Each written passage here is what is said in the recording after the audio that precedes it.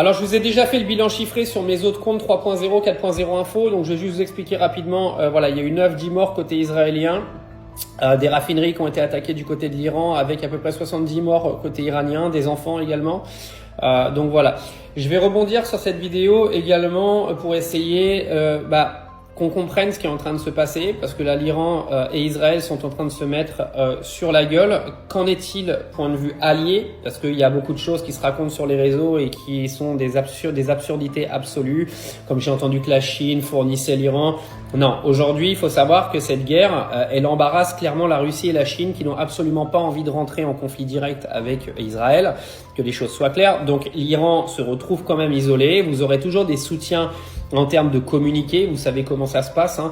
En mode on condamne, on veut une désescalade. Vous savez que Vladimir Poutine a eu Donald Trump apparemment au téléphone et a clairement demandé une désescalade du conflit. Donc la Russie ne veut absolument pas que ce conflit continue. La Chine ne va pas également aller encourager ce conflit entre l'Iran et Israël. Le seul pays en dehors du cercle proche de l'Iran, c'est le Pakistan, qui lui est sûrement prêt à rentrer dans la bataille. Donc à voir, affaire à suivre. Il y a eu des premières déclarations qui ont été faites, mais pas de réelles actions militaires. Donc tant qu'il n'y a pas d'action militaire, on ne peut pas dire que le Pakistan est devenu un allié militaire clair dans ce que fait en ce moment l'Iran avec Israël.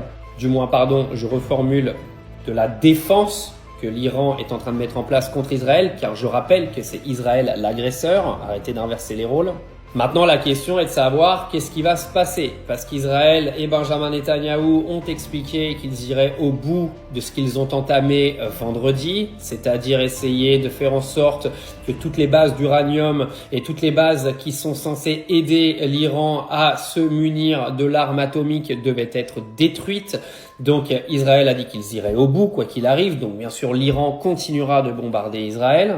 J'irai même jusqu'à mettre des guillemets dans ce que je vais vous dire, mais un journaliste anglais de Sky News est venu expliquer qu'Israël se servait de sa population comme bouclier humain pendant les bombardements. On mettra des guillemets, j'irai me renseigner un petit peu plus.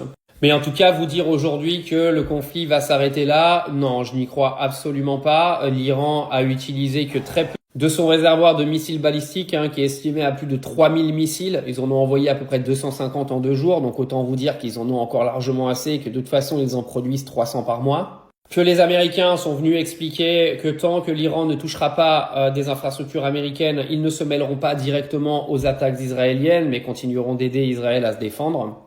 Donc affaire à suivre.